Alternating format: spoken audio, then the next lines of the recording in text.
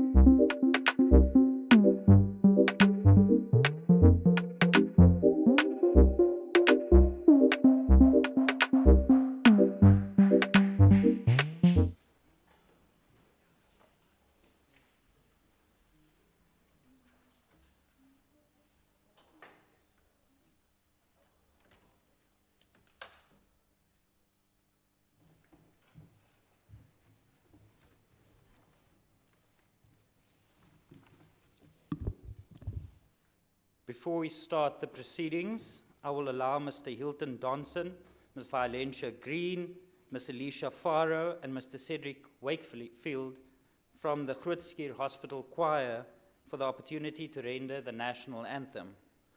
Members and guests, I request you remain silent during the national anthem.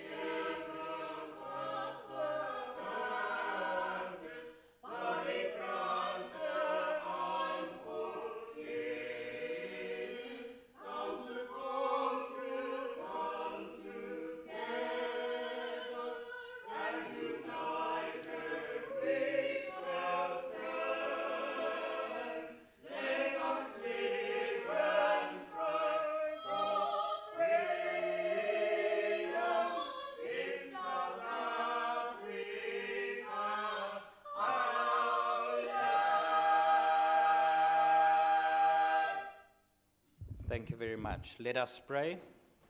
Almighty God, where you have called us to govern this province, we ask your help to make decisions and laws that will be just and that will promote the interest of our people. Almagtige God, ons bid dat u gedurende ons vergaderings ons die nodige wysheid sal gee en al ons motiewe suiwer sal hou en dat u ons sal help om al ons tekortkominge te oorkom en al ons besluite aan u op te dra. Sikalela ilezwe letu na bantu balo. Umusile ukulungu kwepondo letu. Mkosi sikalela Afrika, qina abantwana bayo, kokela inkokeli zayo, yaniki uxolo Afrika. All this we beg in your holy name. Amen. Amen. Please be seated.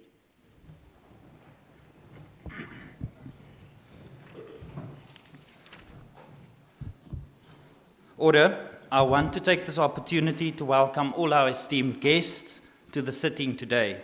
But before we proceed, I would like to remind members about some of the logistical arrangements. Honourable members, the quorum requirements for the sitting of the House are provided for in the Constitution and the standing rules. Unless there's an indication of unanimous concurrence, voting will be confined to members present in the House and who are entitled to cast their votes as per our standing rules.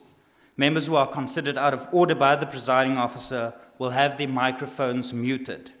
The Sergeant at Arms will record members' attendance. Honourable members, today's sitting shall be governed by the standing rules, and in instances where these rules cannot be applied, the ruling by the presiding officer is final. Members should please note that all microphones are now muted. When an honourable member wishes to raise a point of order, such an honourable member may address the presiding officer as expected, but must please mute their microphones when they have completed speaking. Honourable members, honourable guests, I request that you who are not members of the House to please observe the decorum of the House. As is customary for all sittings of the WCPP, the proceedings will be broadcast live. For sitting translations, members, language translation services are available in the chamber as usual and via the respective channels. Honourable members, I have to announce that in terms of Rule 14 of the Standing Rules, today, 31st of July 2024, at 10:45 a.m., has been determined as the date and time for the Premier's opening address. This sitting, honourable members, is meant specifically for the purpose of affording the Premier an opportunity to deliver the Premier's opening address. And on this occasion, no business other than the address by the Premier will be entertained. I also wish to remind members that the debate on the address will take place tomorrow on the 1st of August 2024, where honourable members will have an opportunity to fully engage and debate the Premier's opening address, and the Premier will reply to the debate thereafter. Honourable members, please join me to afford the Premier of the Western Cape the opportunity to address the House. I recognise you, Honourable Premier.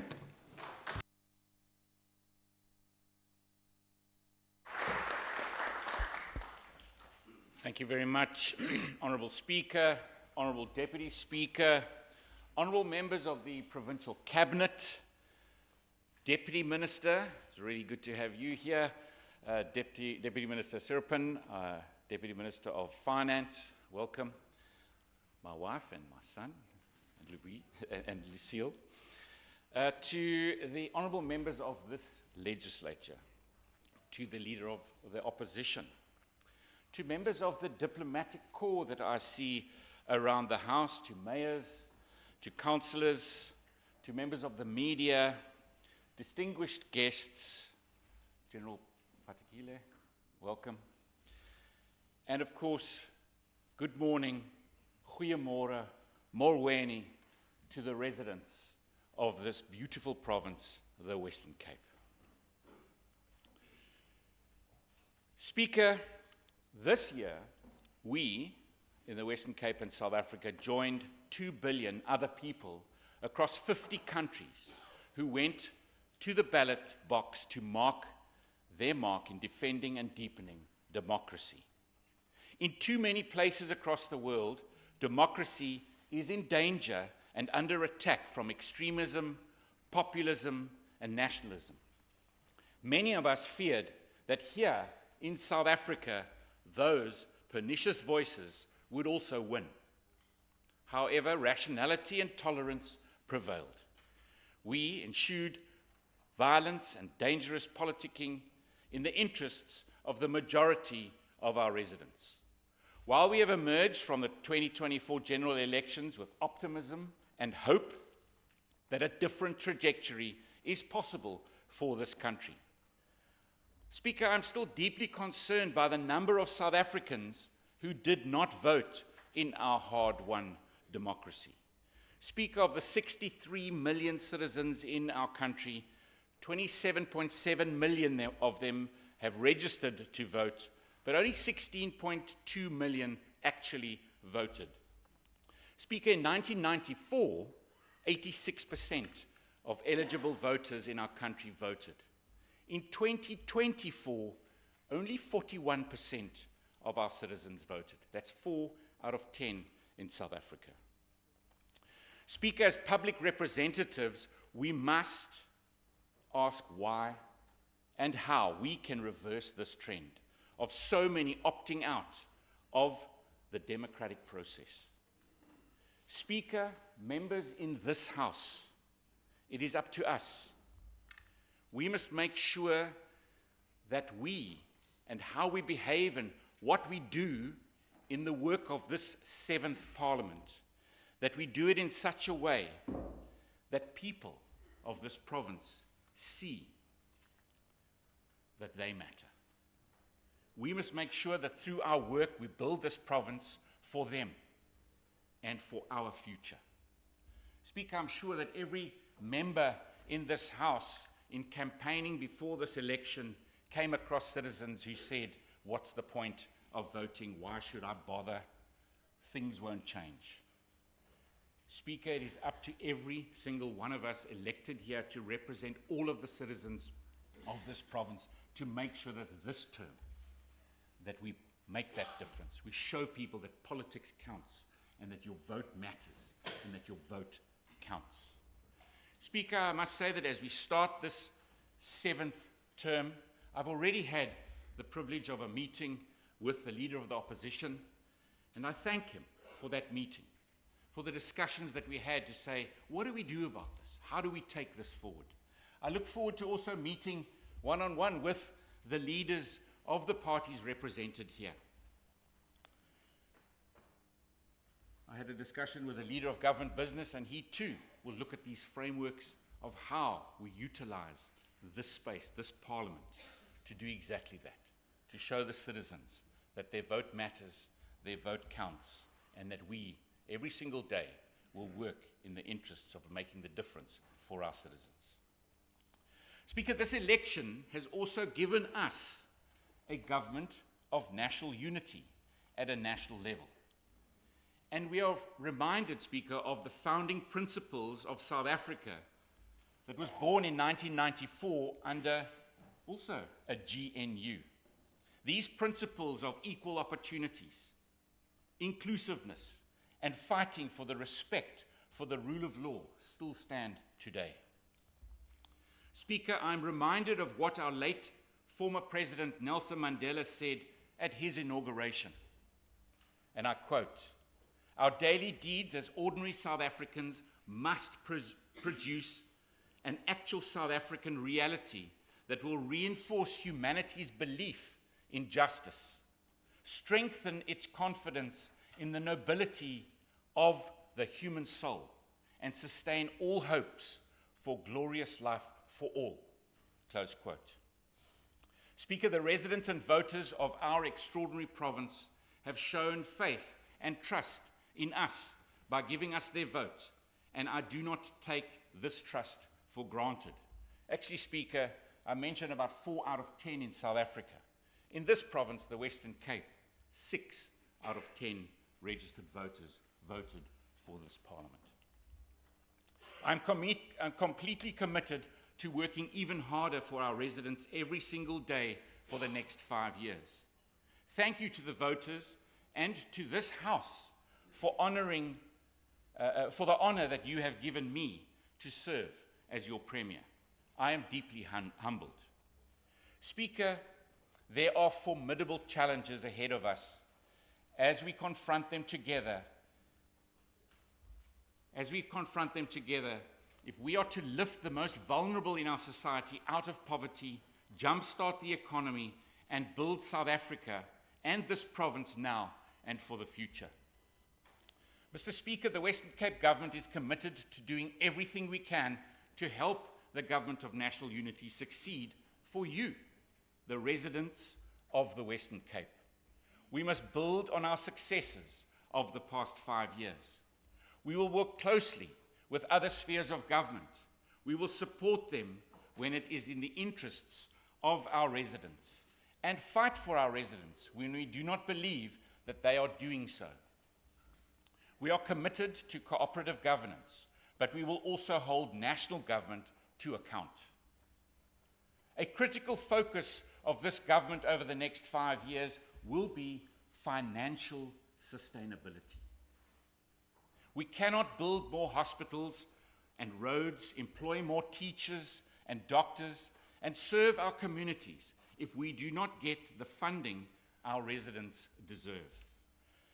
Speaker, and specifically for the new members of this House, last year we had an in-year budget cut.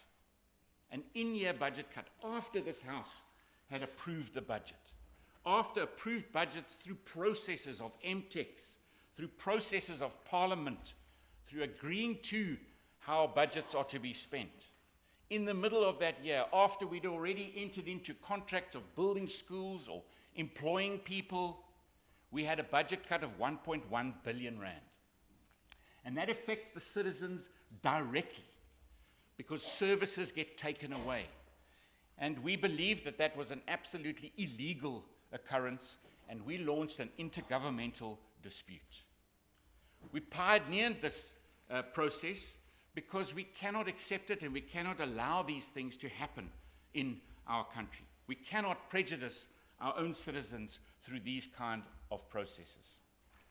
We had to find a way without going to court, and I'm happy that we did so. We have committed to work with the National Treasury and Minister Goronwana, but we will not hesitate to act if we feel that the spirit of cooperation we achieved in resolving this dispute is broken or compromised. Minister Bartman has very clear instructions to make sure that the people of the Western Cape get their fair share of the budget. Speaker, the census shows that the Western Cape is the fastest growing province in South Africa. We now have the third most populous province in our country. But Speaker, we still get the fifth most money. And that is unacceptable. That's why we want our fair share of the budget. Nothing more, nothing less, our fair share, our fair allocation to this province. We know that we grow by about 150,000 residents every single year. And we must make sure that everyone gets a fair opportunity. We won't just do this for the Western Cape, we will do this alongside Gauteng and KwaZulu-Natal, because they too are being prejudiced by this process. And we must make sure that they too get their fair share. That is why it's specifically nice to welcome the Deputy Minister here today, so that he knows that we are going to be pushing for that fair share. But Speaker, as a provincial government, we also have to explore alternative funding opportunities. And over the next 5 years, I will be holding this government to account to make sure that we diversify our revenue streams wherever we can. With the excellent track record of good governance that we have worked so hard to achieve, there are so many opportunities out there for us to pursue borrowing for critical mega investments that we want to make. Speaker, I have mentioned borrowing in this House before, and I think back to the last term, we didn't get it right. We had COVID-19, we had the global economic meltdown, we had energy crises, climate change disasters. But we have to make sure that in this term we get it right. We must make sure that we bolster our revenue sources so that we do not waste this seventh Parliament. We do not waste this seventh term in making sure that we invest for the future. And Speaker, building for the future is not just about fiscal sustainability, it's also about developing the right policies and ensuring that they are implementable now. We must work better for now and for the future. This government has learned to become more agile and nimble, given the often unpredictable environment in which we have to operate. We have weathered so much and must thank, in large part, the dedication of the 90,000 people who work in this government in service of the people every single day, represented right here by the heads of department. It is anticipated, Speaker, that our population will reach 10 million citizens by 2040. I spoke about the 150,000 people here moving every single year to this province, a large part because of our commitment to good governance and a job-rich economy. But Speaker, this population growth comes with significant challenges. It places increased pressure on every single one of us in this government. Health and education and social development specifically. And Speaker, in response, we have innovated. We have come up with new ways of doing things. I think of the rapid school build and how we've found ways in which to build a school in 70 days. Unheard of. We put 2,000 new classrooms in place and 48 new classrooms for learners with special needs. I visited some of these schools. I think about Lwandle, an amazing investment where not only a school is built, but we've brought in solar panels and battery systems, boreholes and water filtration systems and water tank storage. This is about innovation. This is about doing things differently in the interests of our citizens. Speaker, with an ever-increasing population and climate change, we are also placing our natural resources, our infrastructure, and our agricultural sector under more and more pressure. Speaker, managing precious resources such as water is vitally important. And that is why I have added it personally to one of my commitments to drive in this coming term. And Speaker, as we stand here today, our dams might be propfull or overflowing. We cannot be assured of water security. Do you know, Speaker, that it wasn't so long ago that we had day zero? And a few years before that, our dams then were also propfull. Do you know, Speaker, that quite interestingly, 3 weeks before these current floods, Minister Bradell and his department and the weather services were busy preparing for us a document at cabinet level to say we must expect a very dry winter and that possibility of drought coming into the future is here. If you think about it, when we were all campaigning, it wasn't raining, it was a dry May. We hadn't had any rain yet. Normally, I always say the Easter weekend is when the floodgates open. It didn't happen this year. But I must say that when it did happen, we've just had a year's worth of rain. Thank you, Wayne. A year's worth of rain in a week. Speaker, our province is feeling the fury of the climate change crisis. This crisis is unfolding before our eyes. On Monday last week, the Earth had its hottest day on record, beating the previous record set only 24 hours earlier. At the same time, while this was happening in the Northern Hemisphere, I was with the media having a look at ducks paddling across our flooded N1. Each year, we are seeing more severe fires, heavier rainfall, and floods than ever before. Virtually every month this year so far, we have seen a major disaster of some sort. From vicious fires to a mass power outage in the Karoo and to heavy, heavy rains and floods. Speaker, I also think about a man-made disaster. More than 30 people were left dead when that building in George collapsed, and many, many more injured. I remember arriving on the scene. It felt like I arrived at an earthquake, normally seen on television. It was an unbelievably emotional space to just stand and observe what had just happened.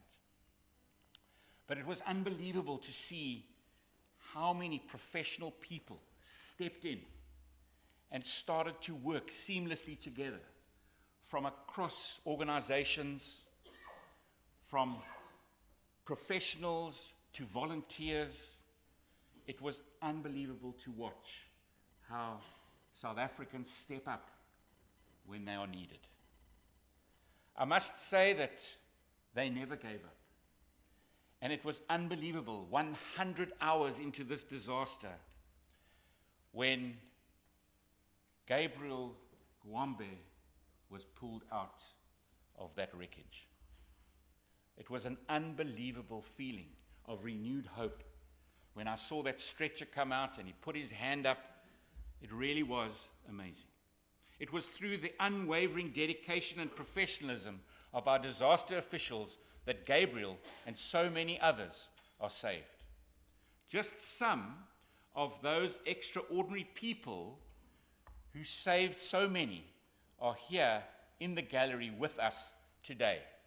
And I want to pause for a moment to recognize them and the thousands of people who work with them in every single disaster and emergency. You are extraordinary and epitomize so much of what this government strives to be. I'm not sure where you all are, but you can stand up. Colin, you and your team.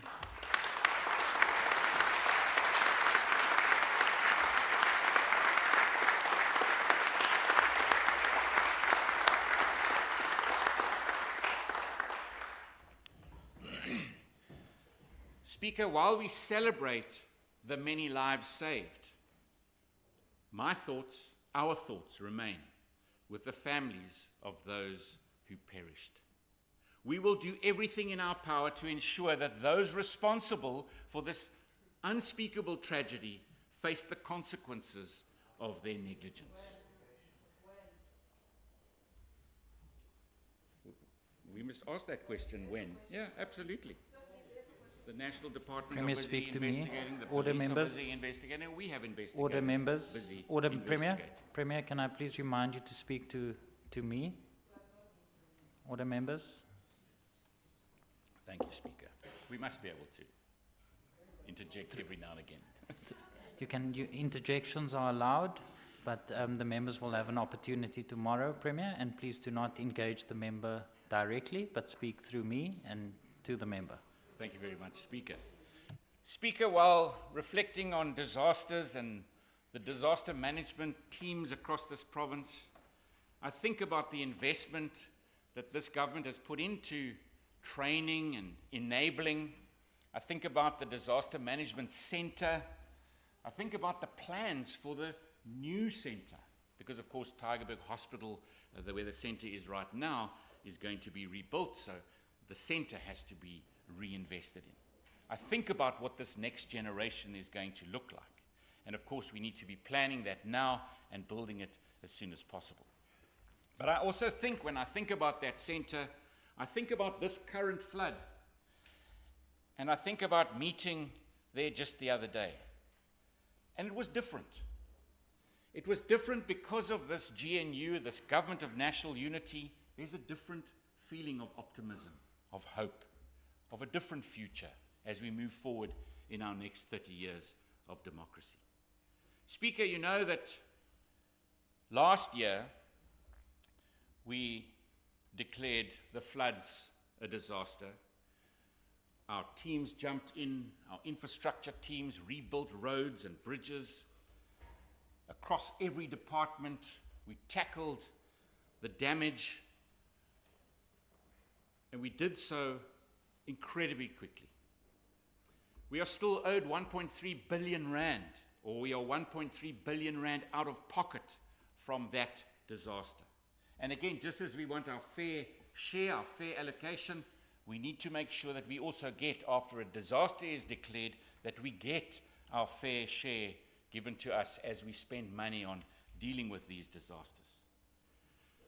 But Speaker, I think about this current one, and 2 weeks ago, Friday, the disaster management team pulled together the report and sent it off to the National Minister of Cocta.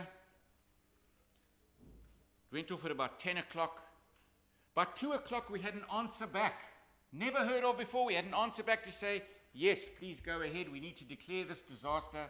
On the Monday, the minister, the deputy minister, and we met at the disaster centre. It bodes well for a different future, for this 7th term, a new energy.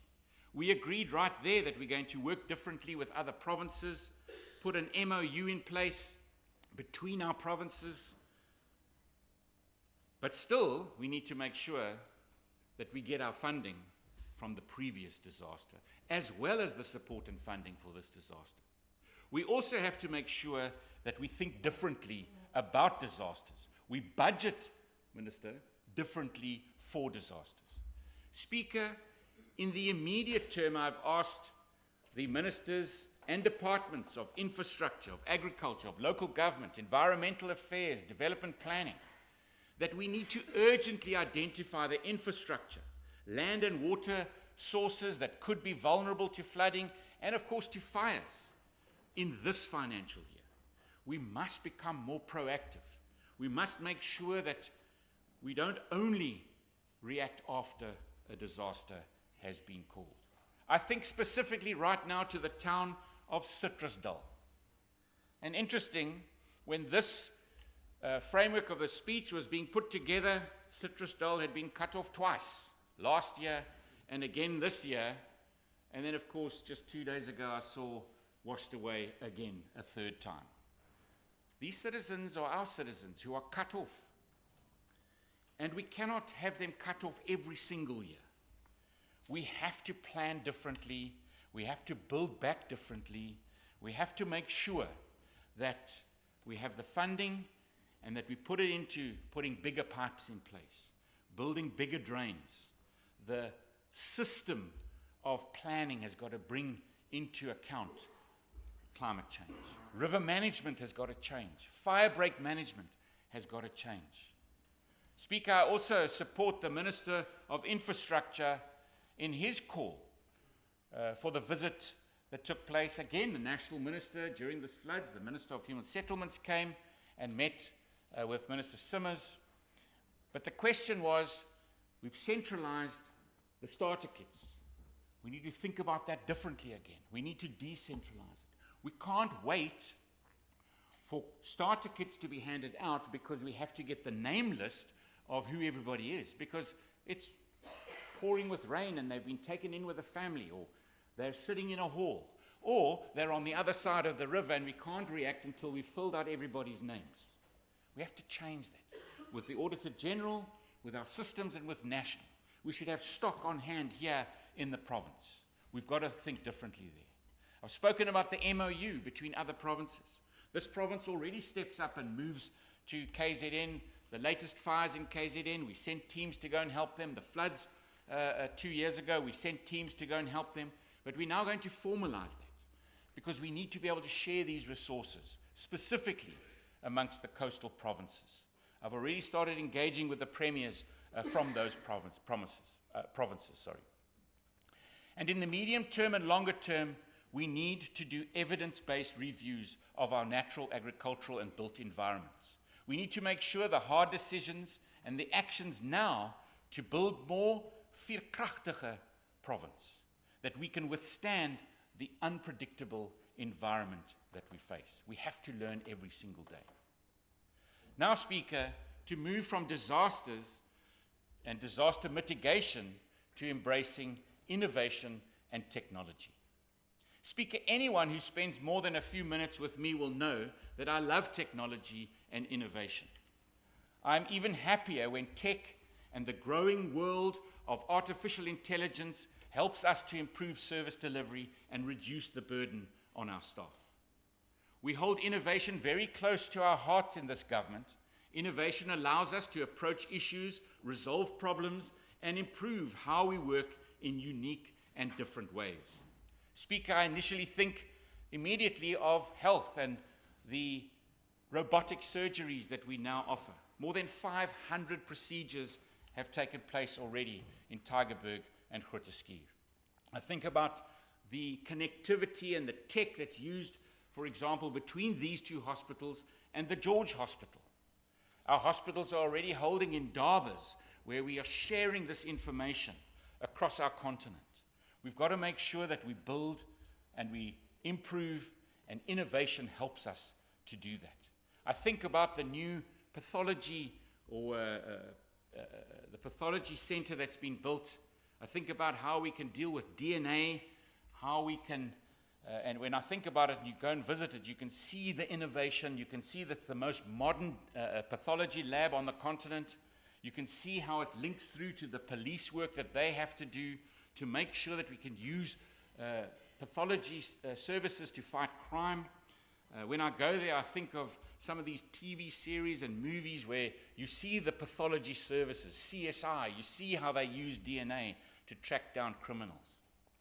I think about the training facilities for our LEAP officers, using technology like Eye in the Sky. I think about the donations made of drones to our district municipalities to use Eye in the Sky support in fighting crime. Think of ShotSpotter. I think of the 3D tech training system for our LEAP officers. We've got to make sure that we continually innovate and use technology.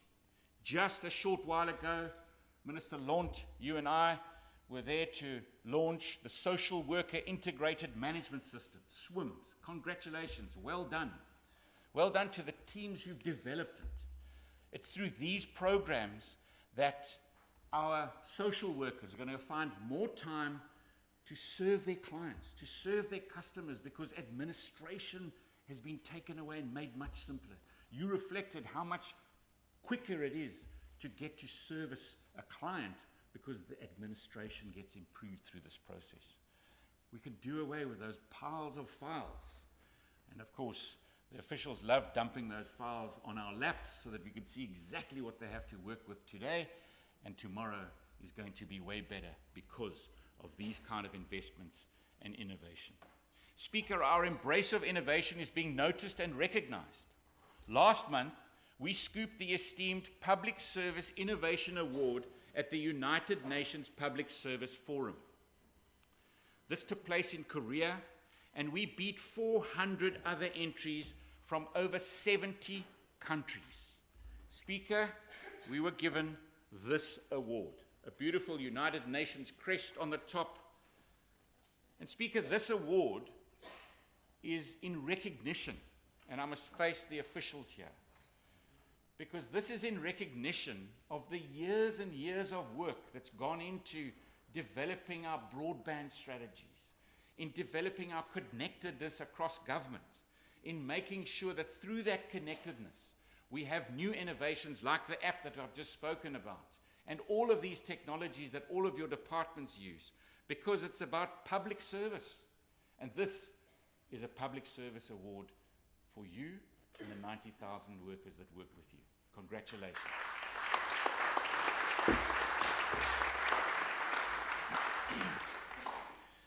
Speaker, in recognizing you, our residents, and you'll all know about 4U, it's also about the culture journey of us in the government.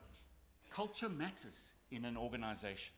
And while we continue to invest heavily in innovation and technology, we know that it is the connection and conversation, holding your hand and showing you that care must be at the forefront of everything that we do.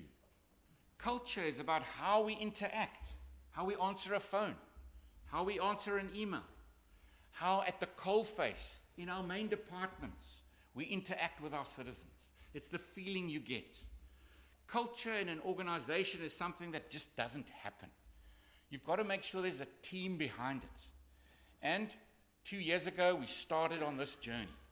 And I want to thank the team that have taken us on this journey. We've still got a long way to go, but we are on that journey. And it's multifaceted.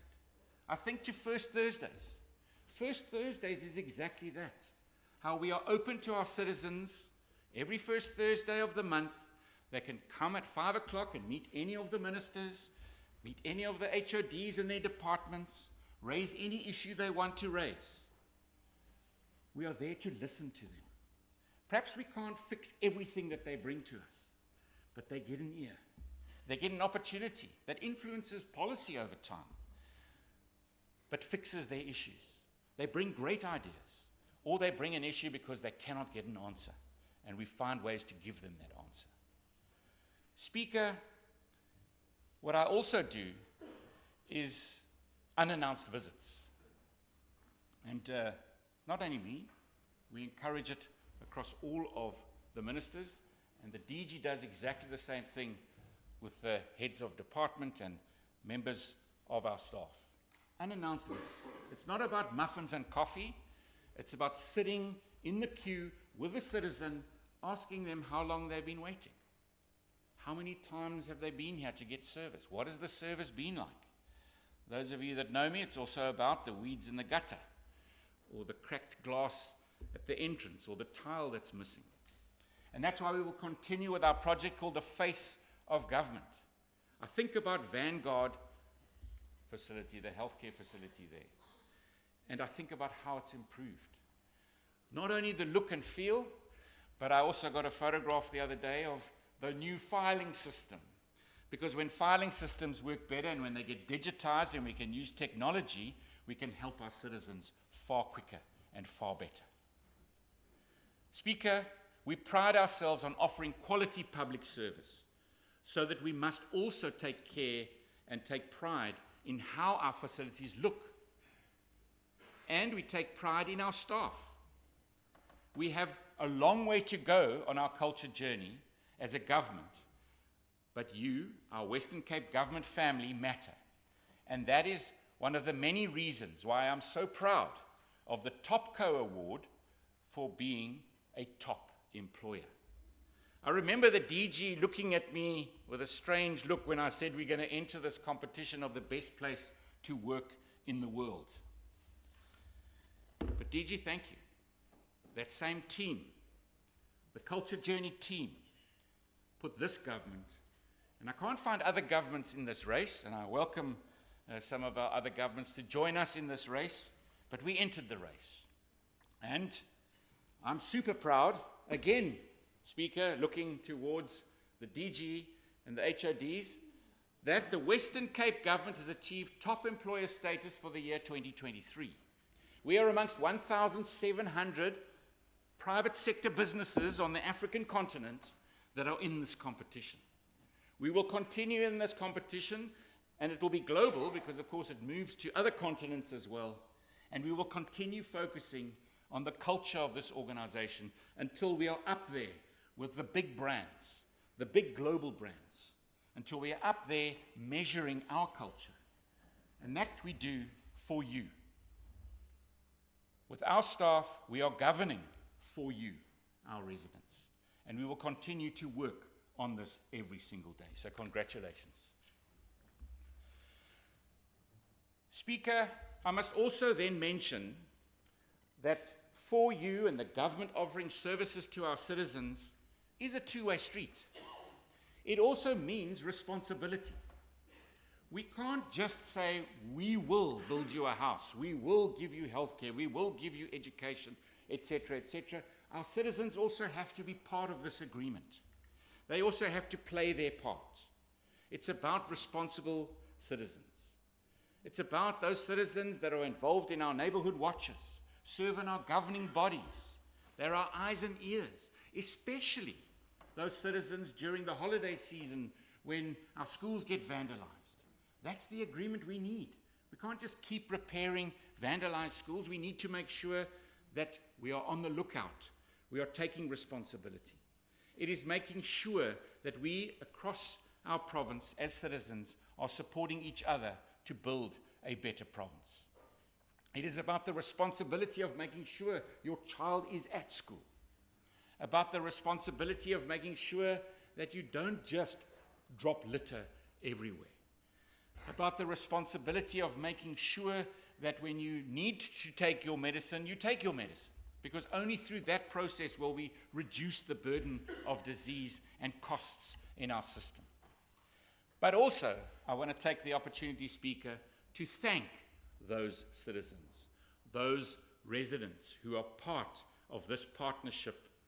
I think about those who help us in responding to the crises that I've spoken about. People that arrive with eye drops and people that arrive with Energade for our firefighters. People in flood times like we've just had who take citizens into their homes, who arrive with blankets and food. Those people we honor today and we thank them. I think about the organizations. We think about Gift of the Givers and so many social NGO organizations that step up. We think about those service clubs like Rotary and Lions and Round Table. We think about those organizations like that exist in places like Mitchell's Plain, who paint out the graffiti, who clean the parks. You are noticed. Thank you very much for what you do across this province. That is about responsible citizens, picking up litter on our beaches, making sure that together we build a better province. Mr. Speaker, our commitment to our priorities remains.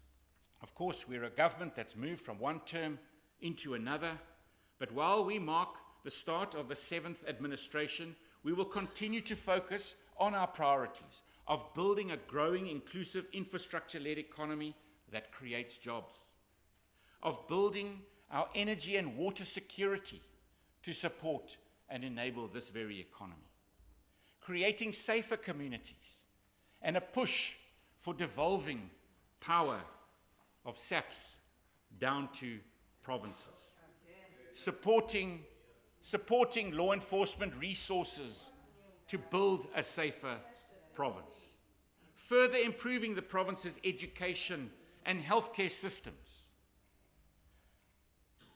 Speaker, while speaking about jobs and the economy, jobs are the bedrock of building a prosperous province. Speaker, 74% of households in this province already have at least one salary earner in that household. That was given to us by Stats SA, run by the national government. Order, members. Order. Speaker, but I am Order. obsessed. Order. Order. Premier, please take your seat.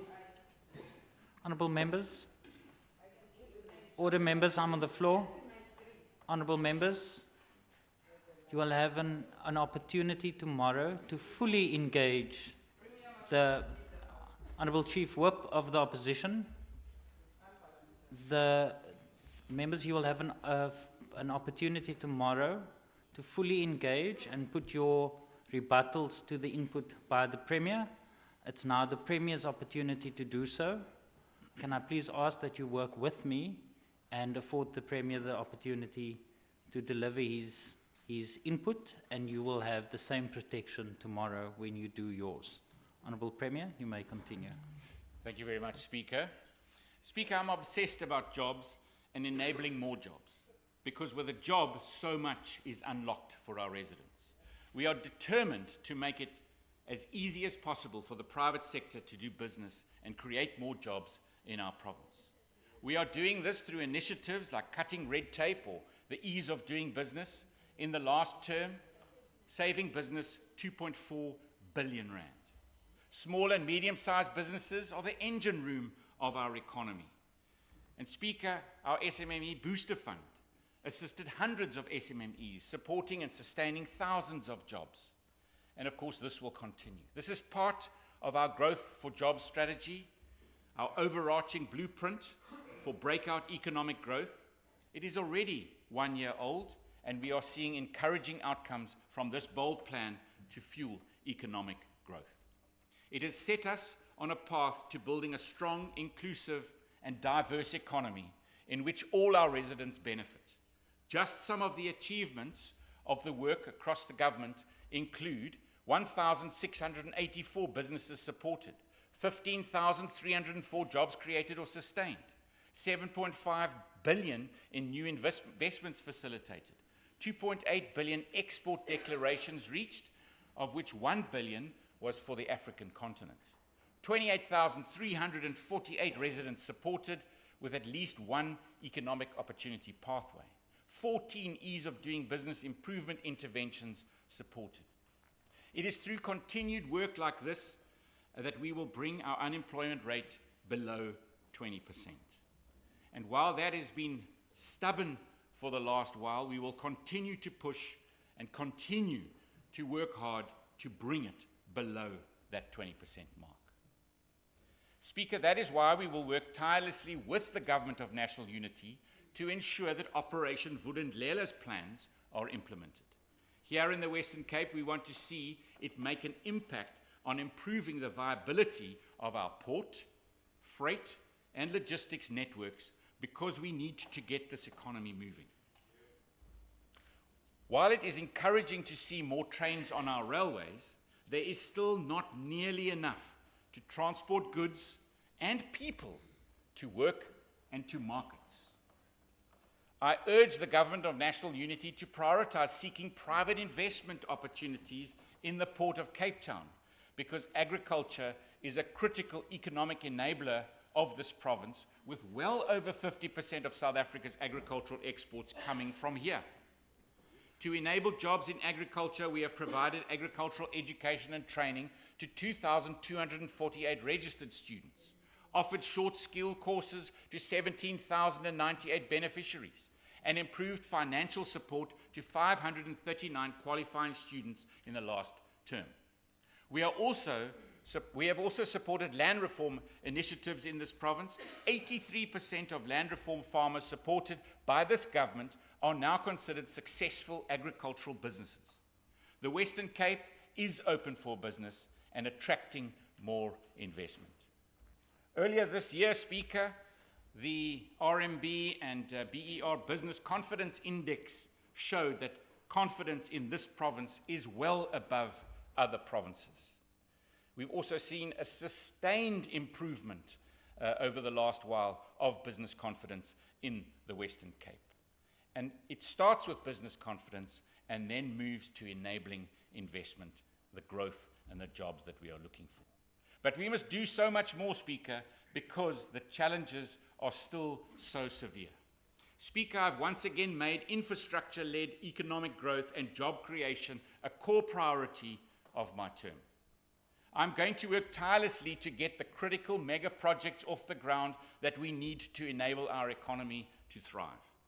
Once the critical steps to create an infrastructure pipeline are in place, we will make sure that these are shovel-ready. Because when they are shovel-ready, the finances can flow. We will set up the Department of Infrastructure with we set up the Department of Infrastructure with the sole purpose of building a future-proof province with the foundations of innovation, empowerment, and integration. Over this term, the Western Cape government will invest billions in fixed assets, catalytic growth projects, and agricultural infrastructure, because we know that our investments enable private sector development and more jobs. Speaker, the Western Cape is leading in delivery of affordable housing with the first home finance program. We are building homes as fast as we can, and in the last term, 43,000 housing opportunities. To restore dignity to vulnerable residents, this government is working hard to ensure housing beneficiaries receive their title deeds. I was with the Minister not so long ago in Paarl, where we did exactly that. You hand over a housing unit, it has solar panels on the roof, it has low energy light bulbs, but it also comes with a title deed. That is how you really empower a citizen. In the last term, 17,705 title deeds were registered to these beneficiaries. Speaker, we will continue to innovate in this space too. The Conradie site, which is now in phase 2, but in this term we need to see many more Conradies going up in the city centre, in town centres and across this province. Speaker, just over 2 months ago, the Minister of Infrastructure, Tertius Simmers, and I officially opened the N7 refinery interchange. This 250 million rand project was the product of years of meticulously planned hard work and aimed at connecting communities, enabling the economy. This interchange is far more than just tar, steel, and cement. It should also be seen as an economic enabler, linking citizens to economic opportunities. But also in the planning of this bridge, it's not just a bridge. You see what goes into it, and I spoke about future planning, the pipelines, the space for the data and technology underground cables. That is all planned in, so you're planning for the future, planning to deal with more rain and more droughts. That is how we've got to build the infrastructure of the future. And just this month, we gave an important update on the 640 million rand Malmesbury bypass upgrade in the Swartland region. This upgrade is part of Strategic Integration Project 5. It's a national infrastructure plan 2050. It is part of the projects of this province of how we link in to that plan. Construction started in May 2023, and the project is expected to be completed by 2025. Speaker, our residents, and specifically our youth, need skills to be able to participate in infrastructure-led growth. Speaker, we will continue with the unique Western Cape Masaki Sizwe bursary program, enabling our future engineers. We will continue with the Year Beyond program. This program focused at 18 to 25-year-olds, giving them a helping hand into their future. These young people are the NEETs, not in education, employment, or training. In the last term, more than 10,000 Yebones benefited from this program. And Speaker, just recently, a week or two ago, the Minister of Cultural Affairs and Sport handed over 1,000 youths at a conference their starting certificates. This is much like the other projects that we lead. I'll speak about the Day of 1,000 Opportunities, but initiatives like this and this conference was a launch pad for young people who are embarking on their journey into the future and into their careers. The ICANN Centre, Speaker, in Elsie's River has provided 15,000 skills development initiatives to date. And since 2020, the Western Cape Government's experiential learning program has helped 12,420 young unemployed South Africans, mainly from disadvantaged backgrounds, to secure permanent and contract jobs here in the Western Cape. Enabling Job Seeker Voucher, which was launched a few months ago, will continue to enable young people to get to opportunities, to get to that space where they can have an interview. And of course, working with the private sector. I mentioned the Day of 1,000 Jobs. It's interesting to see how that project, which started at the Athlone Stadium with the BPO sector, where we would call 1,000, sometimes 2,000 young people in one day to the Athlone Stadium, and 1,000 of them would be given a job in the back office processing sector that very day. That project with private sector has expanded beyond BPO now, and I now see the retail sector now using it as a space to draw young people into that sector. I see the finance sector is also using young people through the BPO who really excel and taking them up into the finance sector. This is very exciting, and these are the gateway opportunities created, and we will continue to create many more of them in this term to come. Speaker, with energy security, I spoke about water, energy. We cannot grow our economy if we do not have affordable, decarbonized, reliable energy. Speaker, we are close to 4 months now with no load shedding and an improved energy availability factor, the EAF, which forms the generation perspective of our region, and that's really great news. But our country is still at risk. We still need to make sure that we keep the energy plans going. And we need to, in the next 5 years, double down on our drive to make the Western Cape energy resilient by empowering the private sector to invest in renewable energy sources. The 5,700 megawatt plan, still on track. Small town, Riversdale, this project, how can we get a small town to be load shedding free and lead that charge? The land is identified, the electrical connection is identified, the support from this government in enabling the procurement processes has been dealt with, the EIA very quickly dealt with, and that project nicely on track. Energy Council, this is still a space where all of this comes together, and I'm very pleased that the Minister of Energy and the Deputy Minister will again be joining our next Energy Council. It is the place that we hold each other accountable, get the job done, but also bring in Eskom. I'm actually quite concerned with the number of breakages or breakdowns that Eskom has been experiencing over the last while, affecting our citizens. And we need to have a discussion with them in that very space. Our energy resilience program has already seen 2,000 megawatts of energy in development. And last year alone, we saw 743 megawatts added to the province's power system.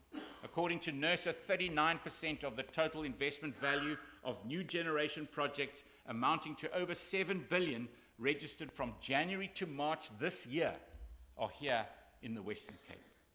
This has led to an installed capacity of 213 megawatts, of which 105 new generation facilities registered here in this province. We've also launched a wheeling toolkit. We support municipalities, bringing in the World Bank, making sure that their project preparation and project management teams are in place. Our hospitals continue to roll out their energy systems and energy risk mitigation plans. Schools, I think about partnerships as well, not only just the government projects. I was in Cloetesville where the Stellenbosch University partnered with the Cloetesville School and how they now have solar power battery systems and they're able to sustain school load shedding. Energy packs were handed out to grade 1 and grade 12 students in the low LSM levels. GBV shelters and the elderly were given energy packs. And EG, thank you, those last few also handed to neighborhood watches. We backed our municipalities where they have SMME hubs and they've got solar panels and battery systems. and of course an SMME fund to help businesses sustain their businesses, and many of them received funding from this government. We need to make sure that we are energy secure. An energy secure future is the better place for investment. Speaker, all our efforts in this government are ultimately aimed at enabling more jobs. And the tourism sector remains a key sector and key job enabler. Speaker, tourist arrivals have again, between January and March, grown by 16% year on year. We think about December, where all records were broken of tourist arrivals. And every single time that tourists arrive, we create more jobs. For every 100 international visitors, the Western Cape gains 2.1 million rand in direct tourism spend and adds 500,000 rand to GDP and creates 2 more local jobs. Speaker, the Air Access project again has brought more airlines, and the latest of which is a direct flight from Lusaka, Eswatini, and Sao Paulo. We saw in December 215 direct flights coming in to Cape Town International Airport every single week. Speaker, our unique heritage in our province also plays a critical role in tourism. It's about who we are as people. And on Friday, the 46th session of the UNESCO World Heritage Committee proclaimed World Heritage status for 3 sites in the Western Cape and KwaZulu-Natal. As part of the South African nomination, the emergence of modern human behavior, our province was recognized, as well as KZN, as I said. And Minister, thank you very much for going to get this recognition.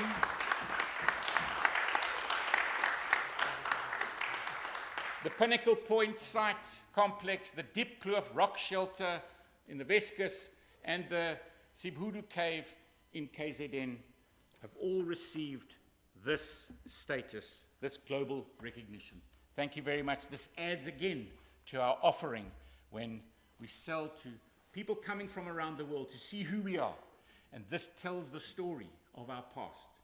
And I really look forward to see how this builds to even a bigger story. Speaker. Because as we've said,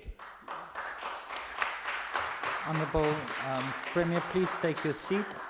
I recognise the Honourable Chief Whip of the Opposition. Is that a point of order? Yes, Speaker. Thank you, Speaker. What is your point of order? Speaker. On a point of order for relevance, we have communities that came to visit us here today to come to listen to a speech and plans for the Western Cape. On relevance, can the Premier just please stop bragging and showing us a show of what we don't want to see? Can the Premier please share the plans of the Western Cape? We want to hear that. Thank you, Speaker. Thank you very much, Honourable the Chief Order members.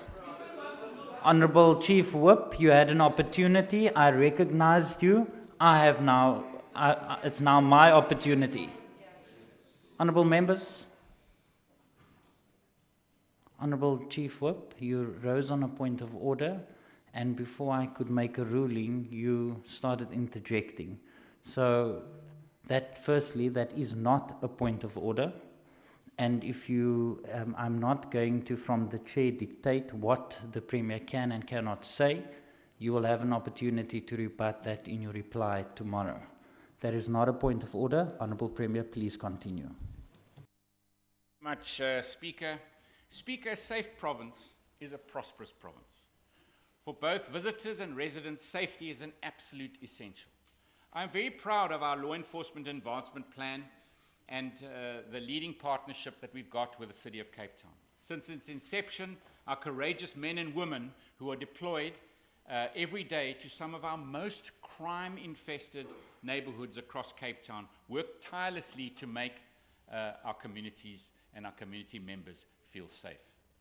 Armed with data and evidence, technology, and dedication, our LEAP officers have made more than 34,000 arrests and counting. Beyond Cape Town, our provincial rural safety units are on patrol in the Swartland and the Overstrand municipalities, with K9 units now in Swartland, Overstrand, and Mossel Bay regions. In addition, there are now 477 accredited neighbourhood watchers in the province with more than 14,632 patrollers. They are a vital part of our safety and security network. Speaker, to beat back crime, we need adequate resources to remain a serious concern, and these remain a serious concern for me in our province. Our colleagues in the South African Police Service in the Western Cape are not properly resourced. The province's police to population ratio sits at around 1 officer to every 417 residents, well below the national ratio of 1 to 435. When you drill down to station level, the figures are even worse. At Cloutiesville Police Station, it's 1 officer to 1,228 citizens.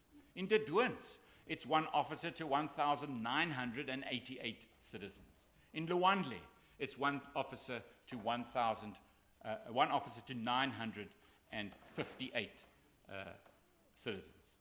But Speaker, I'm encouraged by the Provincial Police Minister of Oversight and Community Safety, Minister Marais, who has just had a very positive meeting with the Western Cape Police Commissioner, and I'm glad to see him here. Welcome, General. But also with the National Minister. And I heard some interjections in this House, but my own interactions with Minister Mchunu have been good. And the meeting that you held between the City of Cape Town and the province, what I'm hearing out of that meeting really encourages me, because the Minister is saying, let's have a look at a new model of policing in our country. That really encourages me. And that, again, is something that this province can benefit from, this government of national unity. But Speaker, you can definitely give that a hand.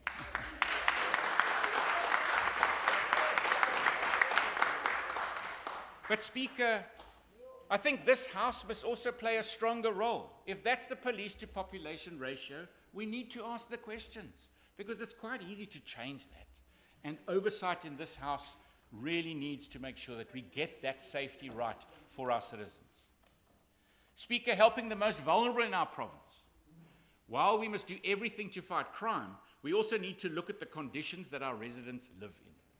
Our Social Development Department is the heart of our government.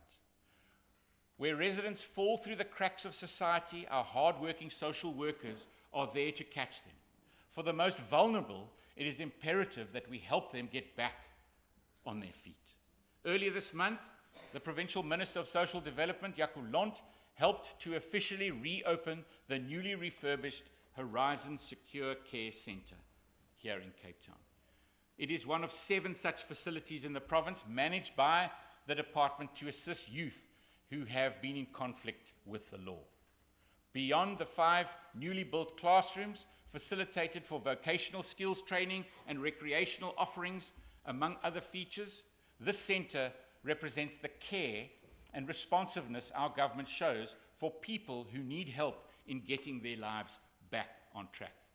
The daily reality for far too many people in our province may not necessarily mirror the successes of our government. The cost of living crisis has too many households in a vice grip. We may be creating jobs, but too many residents are not feeling the relief of these economic opportunities. No one should go to bed hungry ever. Through growth, we create food security. By enabling communities, we can feed our communities. To boost food production at the community level, in the last term we supported 48 smallholder producers, 172 subsistence producers, and 3,308 households in the production of food resources like food gardens. You will see once we've finished with the MTech processes and each minister starts to deliver on their plans for the future, you will see how food security plays more and more of a role in how this government goes to work every day. Speaker, over the same period, we have dished up cooked meals to those in need through 102 community nutrition and development centres and 358 soup kitchens across the province. At our schools, more than 500,000 vulnerable learners receive free meals each year through the school nutrition program. As a team, we have already agreed that the Ministers of Health, Education and Social Development will work together to identify these gaps and take our extensive current feeding schemes to the next level. We must fight hunger with healthy, affordable meals. We have to be innovative. For example, one of the ideas is that the Minister of Education is going to look at how we can send a weekend meal home with that vulnerable child. Because they get a meal every day at school, but what happens on Saturday and Sunday?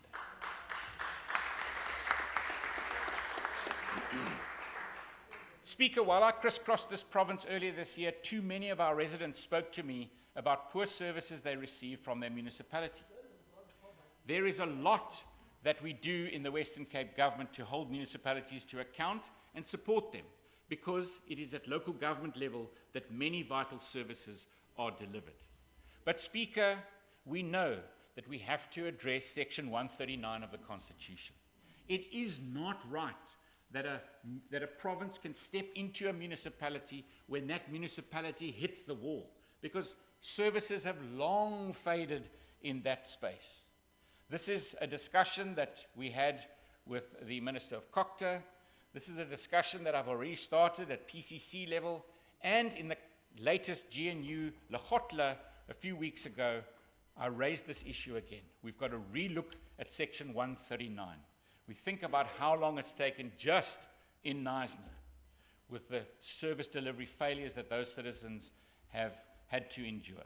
It takes too long. We need to intervene in a far quicker way and a far more substantial way.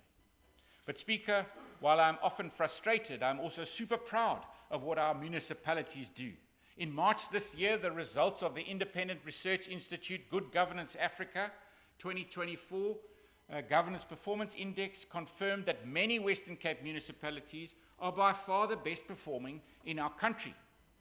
The index showed that Cape Town, the best performing metro in South Africa, recognized for high standards of service delivery.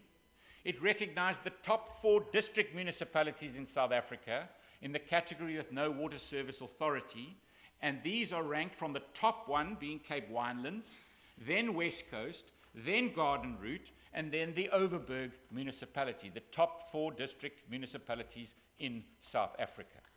The best 3 local municipalities in South Africa are also all from the Western Cape, Speaker. Swartland, best small town, followed by Drakenstein, best secondary city, and then Saldanha, best large town in 3rd place. Again, this reflects the years of investment. This reflects the years of investment in our local governments and supporting them to serve our residents.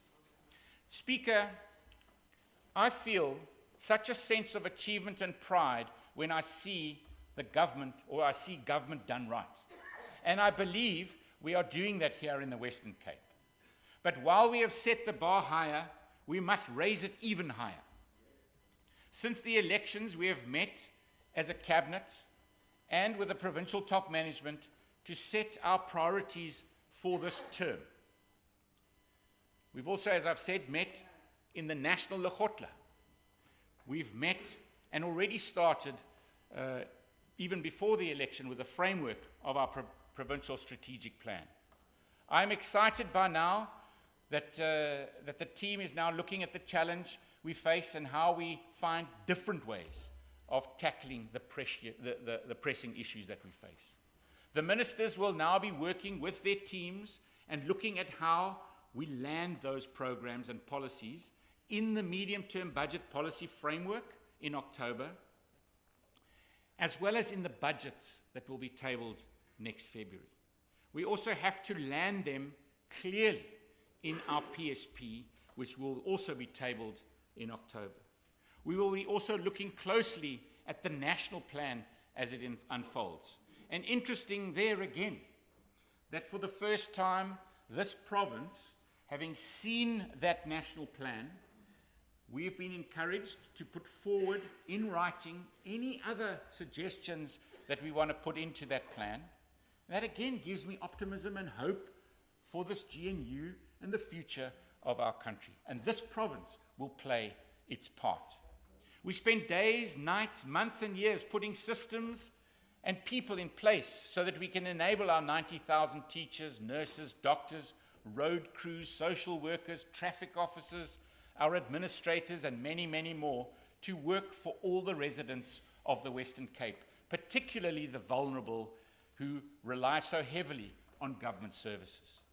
I thank each of you for your service to the people. I thank my office, my family. Speaker, I thank all of your partners and your families who also play their part, enabling all of us as servants of the people of this province. Speaker, we have done so much already, but we cannot afford to rest and let our guard down. We must work harder than ever before with a purpose and determination to ensure our province and citizens keep succeeding. Speaker, I have no delusions about the challenges that lie ahead or the crises we may face.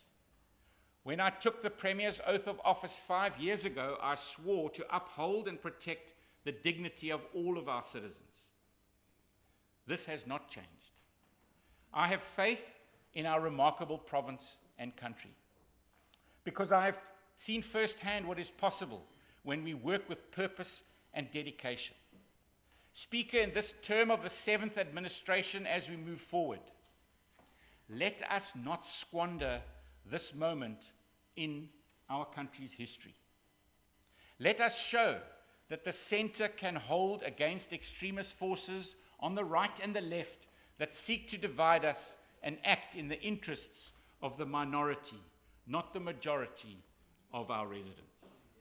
Speaker, let us work together with renewed purpose and commitment in the service of the people of our beautiful country and this beautiful province. I thank you.